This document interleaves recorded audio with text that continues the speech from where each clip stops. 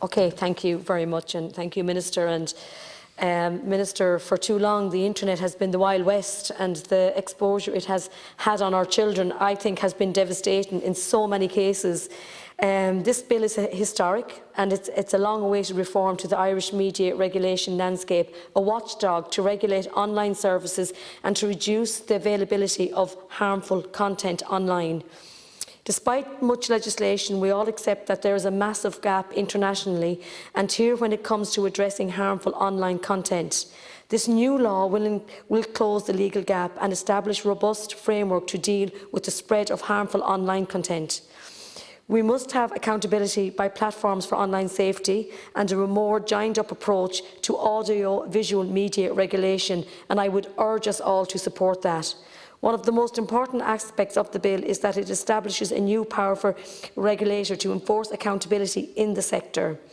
This bill will bring the introduction of a content levy on online media services, and I would support the many calls I have had asking for this levy to be set aside to increase investment in the Irish audio-visual sector.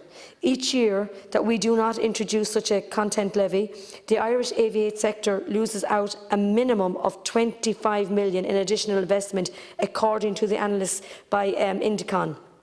We must do all we can to nurture Irish creative talent, opportunities for Irish cast and crew and Irish audience, to give them, it's all about local, and I'm a big believer in supporting Irish, supporting local. Right now, Irish audience are paying for online media services with only a small amount of homegrown productions using local cast and crew available to watch. If Irish people are to grow to choose these platforms, we have to ask that they support Irish-made productions in the same way they support Irish-made crafts and food and other items. For the same reason, I would support the content production scheme to grow the creation of Europeans' work, including the independent Irish productions. I am supportive, too, Minister, of the amendment, particularly the intention to set out that An Commission has a particular commitment to the safety of children and to require Commission to have regard to matters relating to child safety and to the regulation of gambling and to the policies of government and relevant ministers and the public bodies in that regard.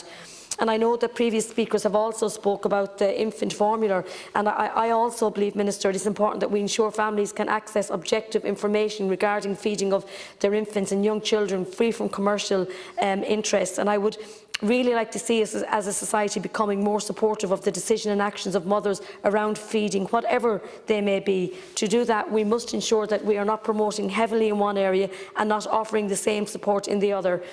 And just lastly, Minister, and as you know, I'm very much supportive of Irish and all local, and we spoke about young journalists and local media. I can only say, Minister, I was at the ploughing, for example, today, and there was such a huge crowd there, which was excellent.